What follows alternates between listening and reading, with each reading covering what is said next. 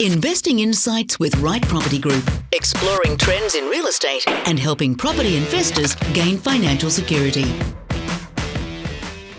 Okay, everyone, how you going? Phil Tarrant here, co-host of Investing Insights with the Right Property Group. I'm with Steve Waters and Victor Kumar. These two gentlemen are directors of the Right Property Group and the co-hosts of this particular podcast. These are the guys, the men on the spot. They know what's going on. Gentlemen, how you going? I'm going great, Phil. Good to be back. Now, I've been told over many years by you guys that property is a great asset class because it goes up in value, and you got this magical thing called leverage, which allows you to borrow to support the capital growth you get, and then one day you can liquidate it all and retire on a beach, drink a pina colada somewhere. Now, something's wrong with the market at the moment now, Victor, because cars are going up in value more than property. On the way to the beach to drink pina coladas in a Bentley. But you know what I mean? Like, you've always been told cars, car debt, car financing, bad debt, mortgage debt, good debt, but cars are actually going up in value. Like, even like just, you know, my car's going up in value. But it's all supply and demand, isn't it? Yeah. So because there's less supply coming in and people have got more disposable income, so the affordability is there. And the reduction in supply is there, which then causes the prices to go up. So it's exactly the same as property, largely. It's pretty much the same as property. Yeah, anything. If oranges are in short supply, it'll go up in value. Do you remember when bananas went to like $12 a kilo or whatever, and you had to actually pay a surcharge tax when you got your banana milkshake from the milk bar, Steve? When that was before my time. I'm sorry. I never remember paying a surcharge for a banana milkshake. Don't you remember when bananas went? I do. Yeah, I do. That was after all the weather effects. Yeah, far north Queensland. But just coming back to the car scenario for a minute, not for 1 second are we saying that it's an investment vehicle, no pun intended, and that just goes to show the anomaly in our entire ecosystem that we have today, where other than collector's items, cars are going up in value, or the second-hand cars and the new cars for that matter. Certainly not an investment grade asset. And even if you do make a couple of dollars on the way out, you got to replace that car, because you bought the Bentley at $500,000 and now it's worth $750,000. That it's still taking 5 times that away from your entire serviceability. That's a really good point. So, but if you've got a loan on it, so we're in like a bizarro world for investing at the moment, where cars go up in value and other things go up in value when traditionally they don't. Yeah, it's boats. Boats are going up in value. You buy a boat, you can caravans. Sell it. Caravans. But how long is this going to last? Well, see, it's actually a really interesting point, because the way I look at it is that none of this would have happened if COVID had not existed. Yeah. So it's a trend. And the trend will translate into data, and there will be some people that hinge their future on that component and take that as gospel of the data. Correct. Where really it's just a moment in time, and that's the difference between being an investor in no matter what the asset class is, or a speculator. Yeah. So you look at data as just a guide, right? Because you need to dive in deeper into that to say, okay, what's causing the data? Is it very transient? In this case, if you talk cars, very transient, right? Once normality returns, the cars would reset to its normal. Caravans, as an example, once we start being able to go overseas, caravans may not be as popular, and therefore it'll be less expensive. You know what the interesting thing is here, as you speak about cars, even though this is a property podcast, I remember I used to have a VN Commodore way back, and I saw one sell the other day for $75,000 when I bought mine for like $8,000. I should have hung on to it. You should have. You should have put it on blocks in your garage. It was probably on blocks in your garage as you stole my rims. I once, upon a time, go back, I bought a Mark I Escort, mint condition, right? Like, it's when I was a student, and my other car, I blew a Conrod in it from doing too many burnouts, right? So I actually had to go and get a car as an emergency because I delivered pizzas, right? So you see, this is where we're getting the backstory. That's it. So I had to get a car. So I went through the trading post, and it had Escort, $700 or something. And I went, okay, that sounds like the car to me. I went to Parramatta, or to Harris Park actually, bought this car. Immaculate Mark I Escort. I said to the lady, look, I'm only giving you $600, threw the money at her, got the rego papers, drove off, right? Throwing doilies out, like some old lady's car. That car today would be worth an absolute mint. I flogged it to an inch of its life until it also blew up. And that was the end of it. But I should have put that on blocks in my garage. Well, you could have, along with your other collection of 4Runners and there you go. Audis. But that's not the smart investor. They don't go around collecting things like this. No, I think we've just lost half our listeners. Everyone's got a backstory. But what I'm getting at is all these myths at the moment. There's a lot of uncertainty in the market. No one knows what's going on. Markets operating in complete opposite of the way they should be operating, cars, for example. So we all know right now that property is booming along. And I hate using the word booms. We're not in the tabloids here, Victor. We like to keep things pretty measured and sensible, which we have been right through COVID-19. So what you're seeing right now probably won't last forever, and a lot of people making assumptions on perceived facts about how they're going to operate and how they're going to buy and be effective in this market. So this particular podcast, gents, I wanted to get into the myths. I want to bust some myths about operating in this current market and how to do well in hot markets and not be those people who are going to blow all their dough or end up in the wrong end when this market does run out of steam, which it will do, and we get back to some level of normal. So you guys like myth busting, don't you? Myth busting? Myth busting? Steve's about to fall off at myth busting. Can you say myth busting real fast 10 times? Myth busting. No. Yeah, give it a go. I get more fun out of listening to you say it. Let's bust some myths, Victor. Sure. Are you picking on me? No, I'm not. I'm just, really appreciating your Aussie accent. Oh, really? And, if it was me not being able to pronounce a word, that would be acceptable. Right? Yeah. You must have had a big weekend. No, well, I didn't actually. I was looking at property all weekend on the interweb. His tongue is swollen from too much salt on his Chico rolls. Yeah, probably. That's what it was. Yeah. It's all that French champagne I drink, Steve. You know, it's it's the way I. Let's bust some myths, guys. Myth number 1. Victor, I'm going to start with you because Steve looks like about to have a cardiac arrest. And you know you're on the video here as well. I am now. Yeah. All property goes up in value at the same speed. Biggest myth around. Biggest myth around. Yeah. But everyone's saying you just need to be in this market, so it doesn't matter where. Just chuck it in and it's all going to go up in value. No, that tends to be qualified. You need to be in the market that suits your circumstances and not assume that everything will be rosy and go your way throughout the whole journey, right? So it's not buy today and it'll be worth 50,000 more tomorrow. It goes through its process and it depends on what you're buying, where you're buying, and what the cycle is in that suburb. So if you look at cycles, right? So you have a overall figure that the data spits out to say that, okay, Sydney is going up by 7%, as an example, just making these numbers up. Yeah, Sydney is going up by 7%. Yet you buy in a suburb in Sydney that might not go up by 7% because understanding that the 7% figure that they've come up with is an average figure that amalgamates all of the data and picks a number to say, on average, Sydney is going up by 7% a year, right? And if you're buying in a particular suburb, you're thinking and hoping that it'll go up by 7% once you've bought it, might not pan out because the cycle within that suburb may be at its peak, even though Sydney, as the state or the metropolitan area, is halfway up its cycle. So let's say it's at 9 o'clock and peak being 12 o'clock. That particular suburb may already be at 12. So therefore, you're not going to make money straight away. Provided there's fundamentals in place, you will make your money medium to long term. And this is what we need to always look at is that property investing, short term, you do get your short term wins and it's more timing and good luck and also being very methodical and strategic in buying. But if you take that filter away and look at it from a general approach, you make your money medium to long term in property because there's a lot of in and out transactional cost as well.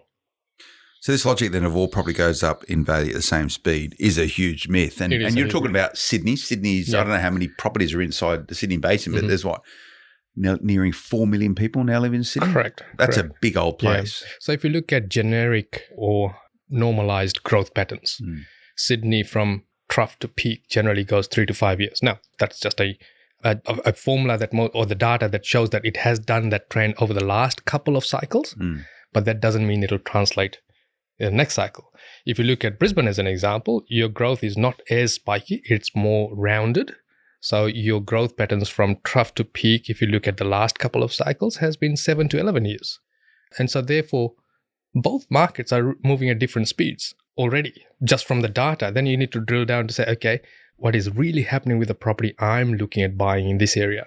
And things that determine that is, the liquidity in terms of rent, liquidity in terms of sales volume, what finance is doing in the market, and the general sentiment in there, as well as maybe some news media articles about big infrastructure going in and all that. People tend to dive into that and try and think of getting in early and riding the wave up and hoping that it goes up in value. So every single capital facility market operates at different speeds from each other, but inside each of the capital facility markets, all at different speeds. Most of the time that'd be correct, but we have a market today where all markets are heading north. Yeah. So the question to ask then is, and I think the March quarter in Sydney was like 7 or 8% growth, right? In one quarter, that's big. That's not going to continue. But is there parts of Sydney which are going backwards or at least capped out in terms of growth, Steve? Yeah, absolutely there is. But I think that will also come down to the type of asset it is. So whether it's in today's market, detached house plus land component versus investor stock or in attached apartments, there's a very big gap in the growth patterns in that scenario, and there probably will be for some time yet. But even if we look historically, there will always be an area that outperforms another area for whatever the reason they exist. Yeah. So whether it be because, as Victor mentioned earlier on, government is going to funnel everybody in a certain direction because of the infrastructure that they've just created at the cost of billions and billions of dollars. Let's take Badgerys Creek Airport over the next decade. That's a really good example. Yeah. Actually, even if I expand on that a bit further, even if you go out, and just for the people that aren't in the Sydney Basin, if you go out into some of these house and land packages, let's call it into the hills or the southwest corridor, traditionally, as you start to see the new house and land packages come on, they're at a premium price. So that, and when they release 300, 400, 500, 1,000 of those blocks with construction, it immediately affects the average price. Then once they've all sold, you'll start to see a retraction in that growth rate because there's now no new stock that is transacted and it gets back to less activity. Correct. So that pulls into the point about liquidity in the market. It doesn't take very many transactions if the data set is small to affect the data dramatically. Yeah, and you guys have seen it. There's fist fights for blocks out sort of northwest Sydney at the moment, and there's a lot more land still to go, right? But it's the speed of the release of land. It's amazing. There's people scrapping on the street over trying to get themselves. But it's also in Queensland and Brisbane as well. What's amazing though, if you've just come back to the Sydney example, that it wasn't too long ago, literally 12 months, 18 months ago, they couldn't really sell those blocks. No. It's just the activity within the market via the degrees of stimulus is making it happen. Yeah. Okay. Well, I think that's a good myth busted. All property goes up in value at the same speed. And the secret for property investors is understanding which market's moving at what speed and what market you actually want to be in and which market's going to best perform for you and your particular investment strategy. Outside of the scope of this podcast, we speak a lot about it on Investing Insights Right Property Group. Go and listen to some of the previous episode. Myth number 2 here, Stephen, and you sort of touched on it. Valuations always lag actual sales prices. So this is this dichotomy that a lot of investors have where they go, well, I bought this place and in 3 months' time, I want to get it revalued at another point and try and release some equity and move on to buy another place, but the valuations don't stack up. It's not always the case, is it? No, it's not. And it works both ways. And we've seen many examples where valuations from two different companies are some 25% difference within the space of 48 hours.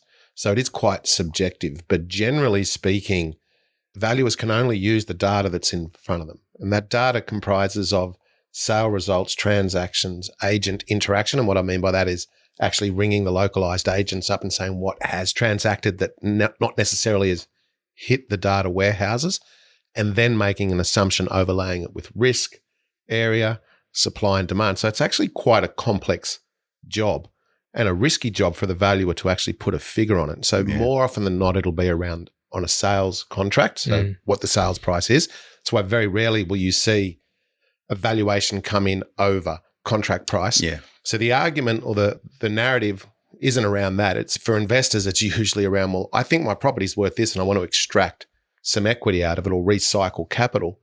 Here's what I think it's worth. But the valuer has challenged me or they've said yes or no. And we've all had this. I've had this experience in this smart property portfolio where two 2 weeks different lender with a different valuer, completely different valuation on the property, which was advantageous for us. Is there any way, Victor, that you can positively influence the outcomes of a valuation on a property for the purpose of extracting equity? Not necessarily. So once a valuers put a dollar figure on it, it's very hard to get them to change their mind because they have used their set of data to come up with a value. And it could be that the valuer is new to the area or hasn't taken into account the X factor on the property. And therefore, it's got that valuation that he will not move on generally. Because, over the 25 odd years of investing, I've probably had 1 or 2 valuations that I've been able to successfully challenge, right? And that's the norm in investing, because that's the valuer going back to the lender saying, I actually got it wrong, right? And therefore, it taints their reputation in his eyes. And it also comes back to the instruction that the lender has given. Maybe one lender has got way too much exposure in an area. So there's risk category that they put on the valuation that impacts it with that lender. Whereas another lender may be very gung-ho in that area because they may not have as much exposure in that area. So they may ignore that risk rating on the valuation. So a good thing would be, if you're an investor, is to try and get hold of a valuation, the written valuation on your property, the full report, and you'll see all of the moving parts within the valuation itself. It's actually, everybody should do that just to see what is involved in a valuation and how they write it up. But just coming back to a couple of the points you made then in terms of the lender.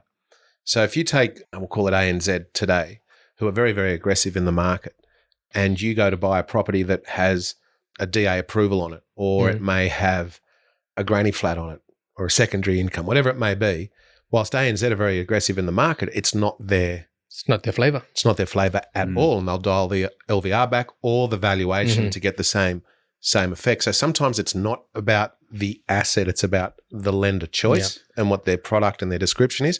However, if you do want, I'll come back. That's where the collaboration with your broker is paramount, because they should know all these little nuances within the product and obviously your property to make the correct decision.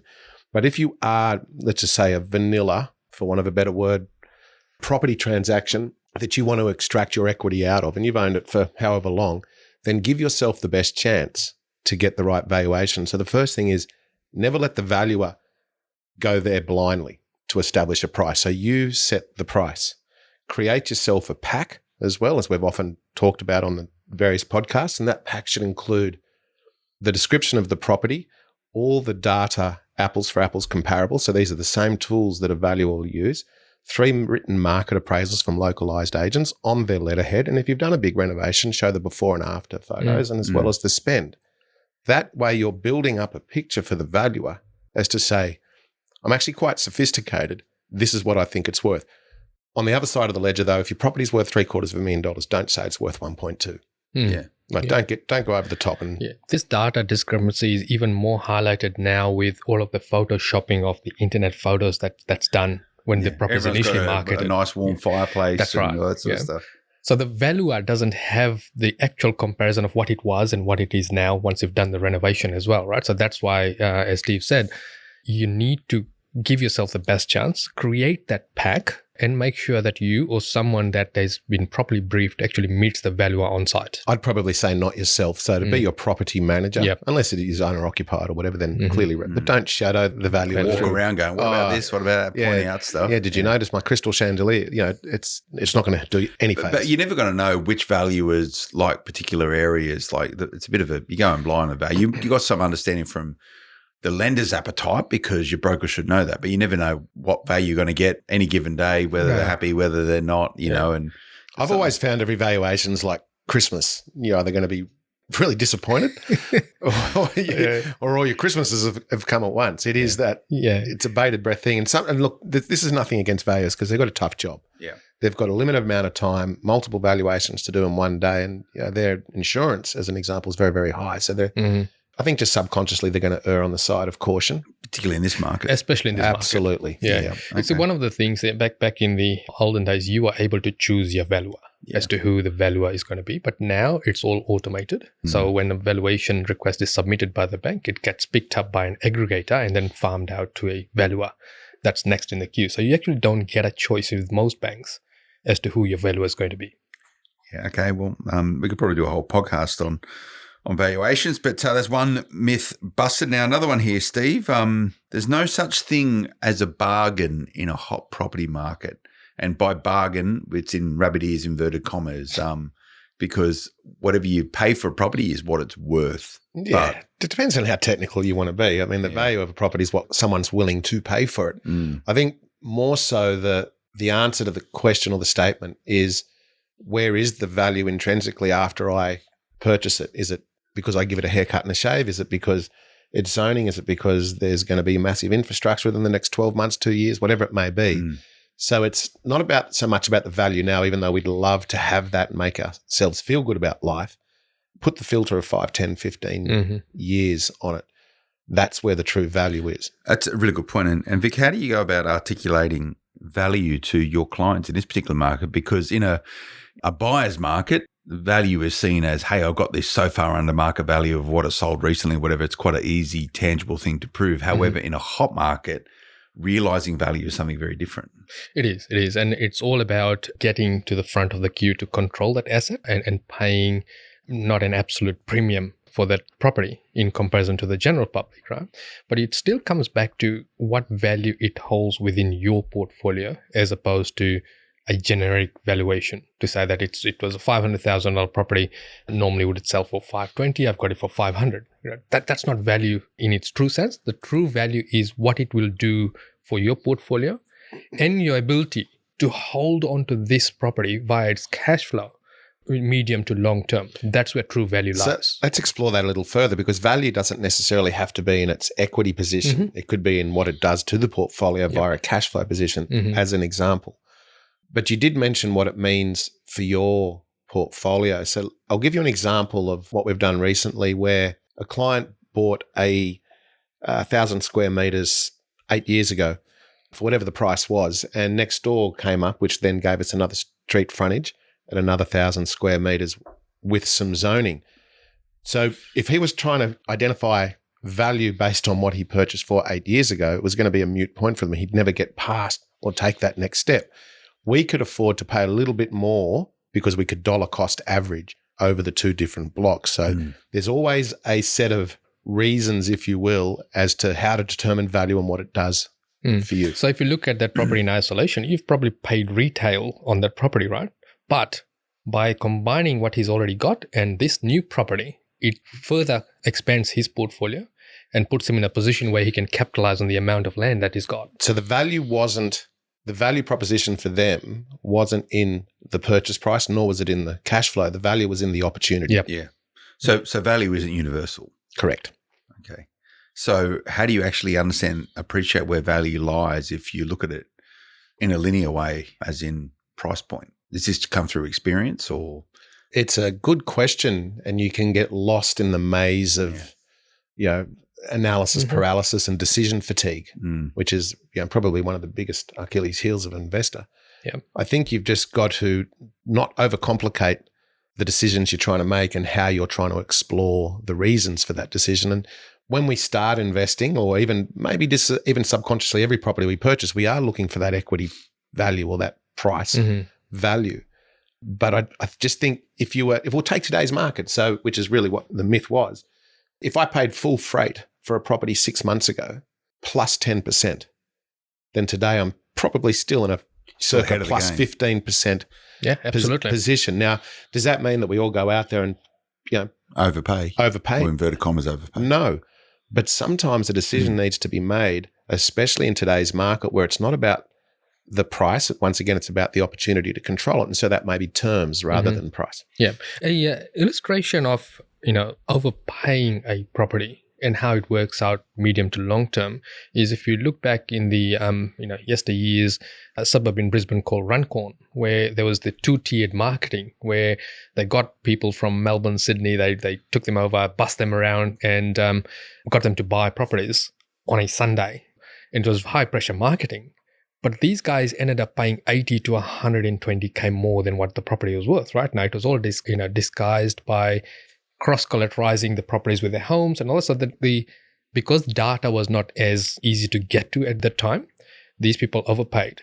But those that were able to hold on and went through one and a half cycle came back in the money on those properties. Now, I'm not saying that you overpay by that much, right? But sometimes $1,000, $2,000 on a purchase price that allows you to get hold of that opportunity as opposed to losing it altogether can make the difference in your portfolio. But it still comes back to affordability, being able to hold on to it long term, and how it impacts your overall cash flow in the portfolio. Good. That's a good point, because you could have the best value purchase on the face of the earth with the best equity position over the next 2 years, but if you haven't got the cash flow to support it, you've actually got nothing. Yep. You'll be a statistic. That's another myth we've got, but we'll go there in a moment. But it sounds to me you need to be quite pragmatic in realising value, because it's like sometimes something pops up and you don't even realise where their value lies, but when you start adding the dots is when you can actually truly see where that value lies. Another myth here, Victor, which is today's result will set you up for the future. So it doesn't matter how good you are buying at the moment, doesn't necessarily guarantee success over the long term. It does not, because you need to be looking at it from a viewpoint of what's this addition to your portfolio do for the portfolio? How does it impact on your cash flow? So it's not all about, buy today, it'll work out in the future. You need to look at it from a viewpoint of, okay, interest rates will go up. I may have longer periods of vacancy. How can I hold on to this property? So it's looking at that scenario first before you start looking at, okay, I'll reap the benefits in the future. A lot of people, particularly with zoning plays, right? A lot of people say, I'll hold on to this for 10 years and then I'll make, quite a bit of money. And then you get some sovereign risk coming. So an example would be Victoria as an example, where they've brought in this legislation where if you get a windfall because of your property rezoning, you're paying a lot of state tax. Or in our circumstances, which we've talked about before, buying several properties in a development play, and one of those properties was then rezoned or had a heritage listing whacked on it. So all zoning potential development play was gone. Now, for us, we didn't buy it just on that. Yeah. That was the cherry on top. It's important. You speak about sovereign risk, Victor, and we haven't really spoken too much about this on that podcast. So this is the stuff you can't control. No. This is changes, government changes, policy changes, regulation changes into the future, which you can't even plan for or perceive when you buy something. Could even be a change of a road, or someone finds a frog, some sort of frog that no one has seen or a Tasmanian devil, and they go, well, no more development here, all done. So you scup it. That's right. Yeah. So you can't just look at a property that you're buying with the best case scenario. You need to look at it from a standard buy and hold. Even if it has a little bit of development twist and all, you still need to look at it from a standard buy and hold approach to see whether, if everything falls apart, can you still hold on to this property and not go backwards? Conversely, though, there's the upside as well. Let's not be too negative about it. So that's why we need to cross the T's, dot the I's now. And whether we like it or not, and no matter who it is, if we're looking at it as an asset class over the long term, then we need the cash flow to support it. Yeah. It's as simple as that. And, you go back a couple of 100 years when people started buying property, no one would have thought zoning changes would have happened. What we can guarantee is there will be zoning changes into the future, particularly in our capital cities. And then places where you think would never get rezoned in time might be 100 years, may be rezoned, right? Well, that's when we start to talk about generational wealth. Yeah, and that's the hands that some people are playing right now, where more sophisticated investors, maybe not your first or second property, but a lot of people are starting to think, well, okay, let me actually have a bit of skin in the game for a rezone play into the future, land banking. Even on a watered down version of that, though, we're starting to see the rhetoric again around affordability, and my kids' kids are never going to be able to afford their property. So there's a element of the parents or the grandparents, whichever way it looks like, starting to purchase property to control it for their kids so that they get a head start or a leg in to the market as such. So I think there's been a little bit of a shift from the zoning scenarios there, because that's for deeper pockets, maybe more sophisticated investor vehicles. But for the mum and dad who are just trying to set their kids up for the future, we're starting to see that a lot in certain areas around controlling the opportunity for the future. Yeah, so that was a myth, which I think we've busted. Today's result will set you up for the future. The third one's you can't find, there's no such thing as a bargain in a hot market. The second myth that we've busted was valuations always lag actual sales prices. And the first one was all property goes up in value at the same speed in a hot market. Now, Steve, There's a myth here, which we've all seen in their own portfolio. We've all considered and had a discussion at some point. Growth trumps yield in a hot market. So capital growth is always better or trumps yield in a hot market. This is the perennial debate. Do I want my property to go up in value, or do I want it to generate me good income? We did a podcast last week, which is yet to be released, around investor profiles. One of those profiles, sort of giving the game away, is the resentful investor. The resentful investor. And the resentful investor emerges based on the fact that they're thinking the sun will always shine, which is really what that myth is about.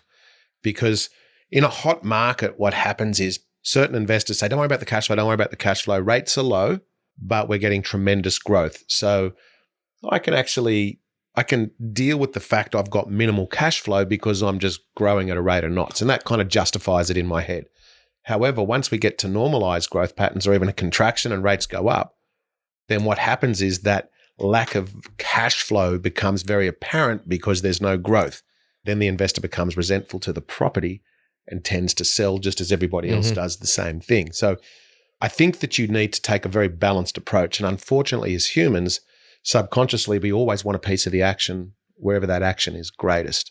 But if you take a risk mitigation approach, knowing that we're not going to have these growth patterns forever, knowing that we're not going to have these such low cost of money, now is actually your time to prepare yourself for the future when we do reach that inflection point between growth and cash flow. So look after both ends, bookends.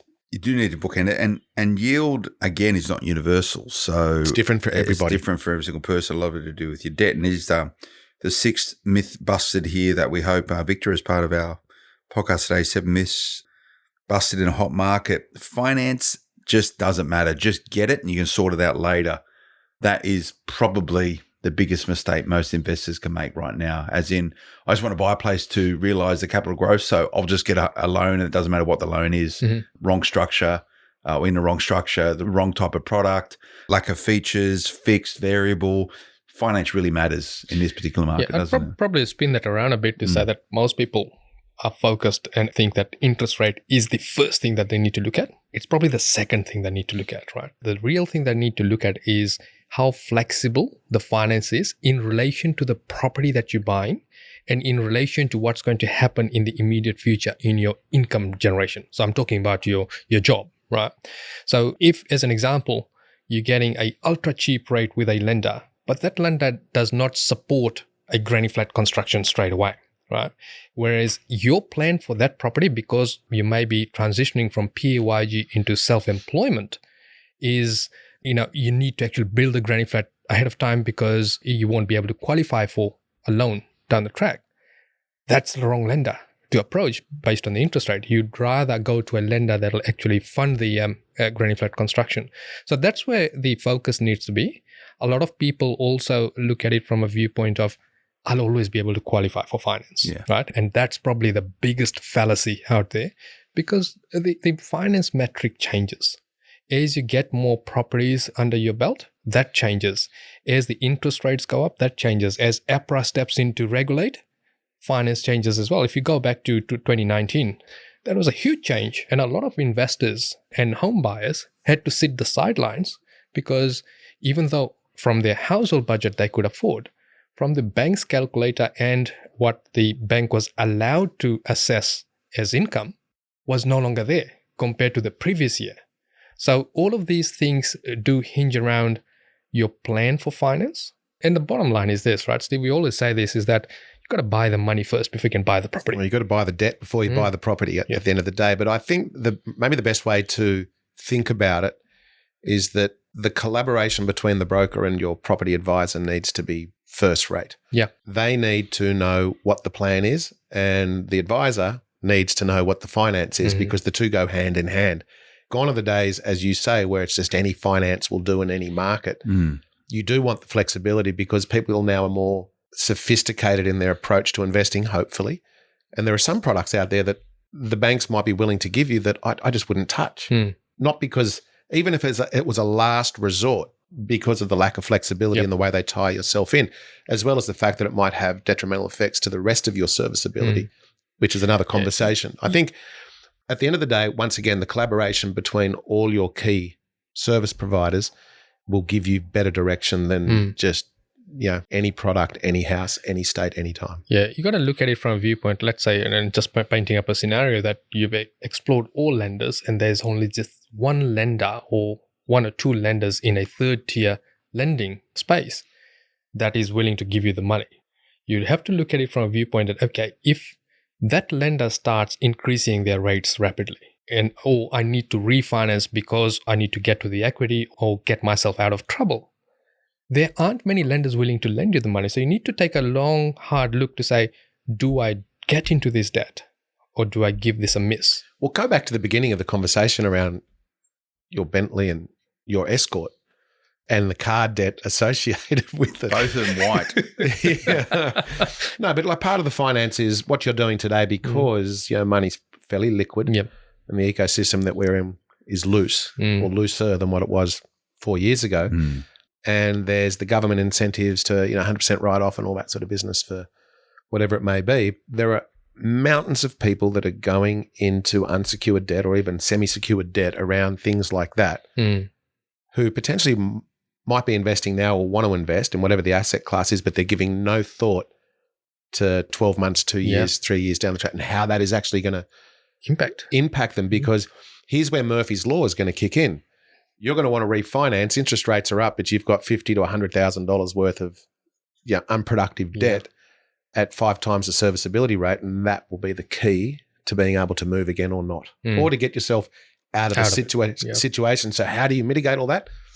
Be liquid. Be liquid all the time. One of the things that happens around this time of the year, being the end of the financial year, is a lot of people get into novated leases because the employer starts offering that, or the accountant says, you got to do something about tax, just get a car on a lease. It actually destroys your capability of borrowing more money from a home loan perspective. So you need to map all of that out with a broker first before jumping head first in to do some, in inverted commas, tax minimization. And you shouldn't let tax minimization be the catalyst for setting your strategy when it comes to property investment. But we won't go into that today. Our final myth here, Victor, for 7 myths, busted in a hot market. The higher the price, the better the performance. Not necessarily. Not necessarily. Equally importantly, if it's ultra low, you need to also look at the quality of the property as well. But high and low is determined by the price point in that area as to whether you're paying a high price or a low price in that area. And it boils down to a simple thing.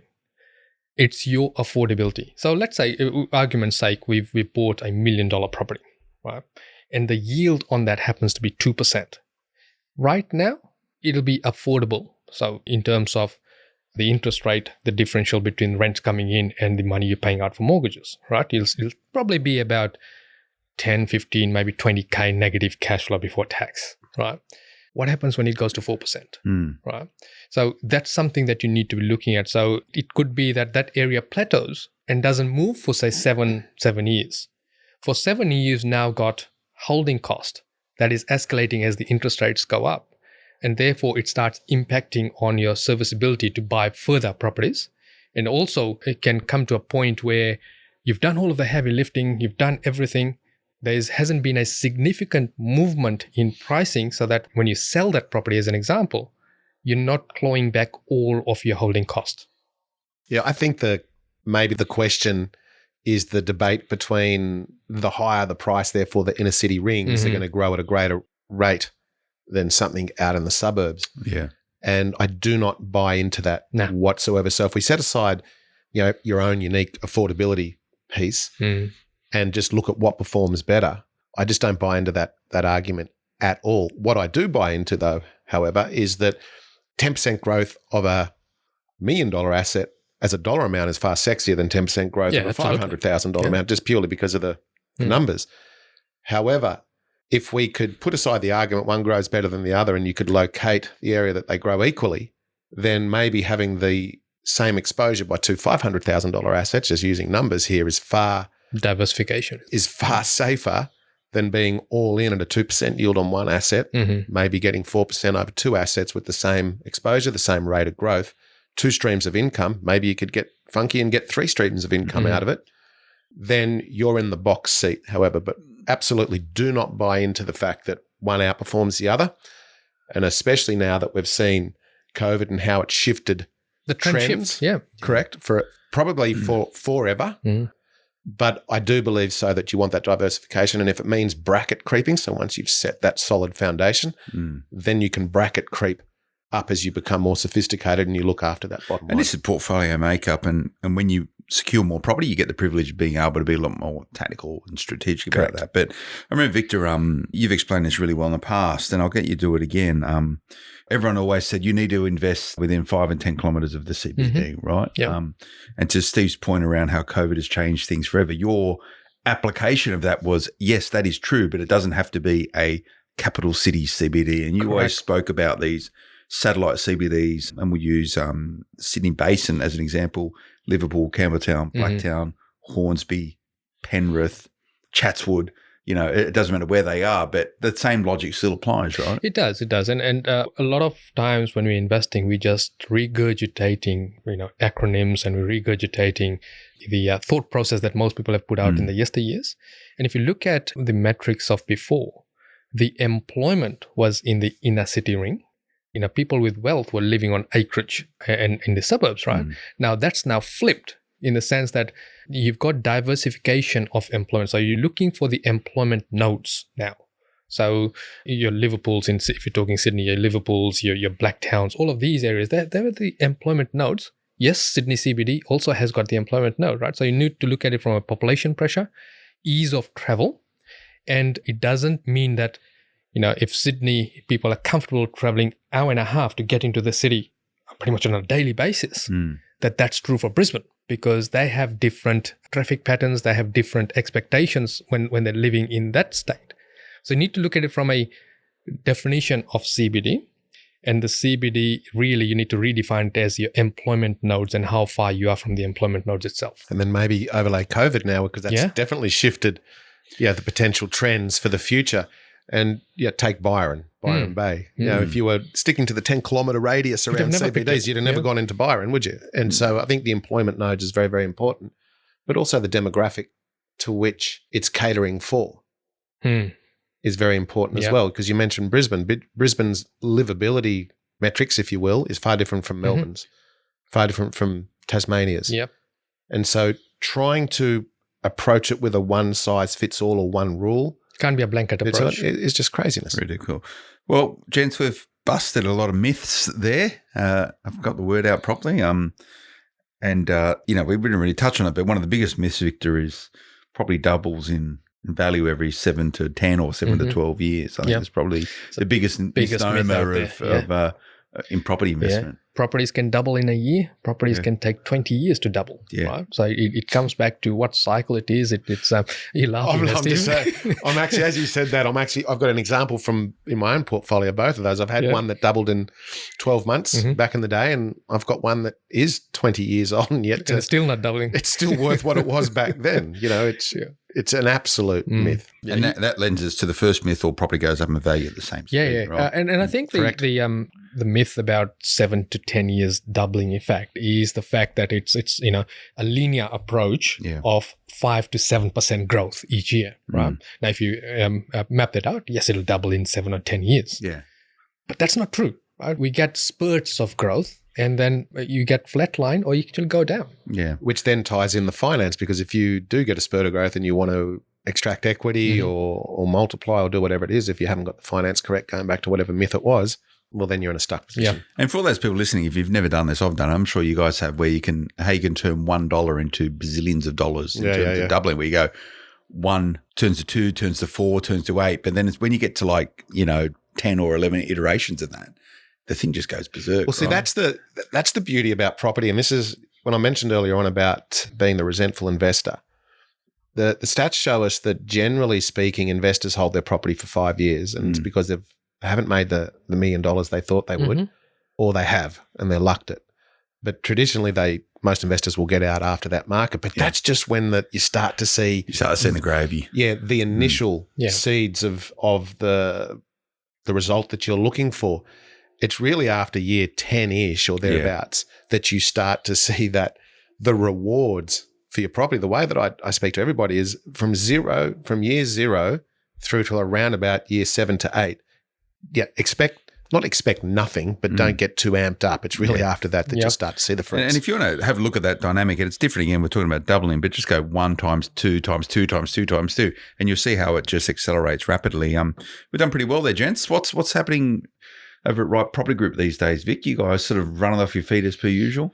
As per usual, we do take a fairly unique approach in setting up our portfolios in the sense that once someone sits down with either myself or Steve and we start to buy for them, we do regularly review their portfolio to make sure that we are correcting for these myths and also correcting for... Oh, that was good. I know, it's a good plug. So correcting for these myths and also correcting for the life circumstances that happen, right? Because your goals are not set in stone. They need to be able to change as these circumstances change as well. So part of our review process helps you do that. Maybe that's another subject is about that and the goals. I know there's a lot of stuff out there saying, well, you want to replace your income, and that's usually the very first goal that you set or you cement in, if you will, or aim for. But I reckon I could guarantee that everybody's goals change within 5 years. Ours have changed. Yeah. And it always does. And if you want to get a sense for how that sort of process happens, me and Steve catch up on the Smart Property Investment Show with our portfolio update, where we go through that process to just reassess and recalibrate as required in line with the markets, opportunities, and being pragmatic about that. So, which I'll need to do another one of them with Steve pretty soon. So watch your space. If people want to sort of connect with you guys, best way, Facebook? Send us a private message on Facebook, or you can go to our website and click the Contact Us link, and we'll be in touch with you. All right, nice one. Well, thanks for that, guys. There's 7 myths busted in a hot property market. There's some good tenants there to help align your particular strategy. Hope you enjoy. Any questions at all, you can get in touch with the guys. Questions at rightpropertygroup.com.au. Any question, we're going to do a Q&A episode soon as well, so send them in. We'll line them up and we'll get through them. Thanks for joining us today.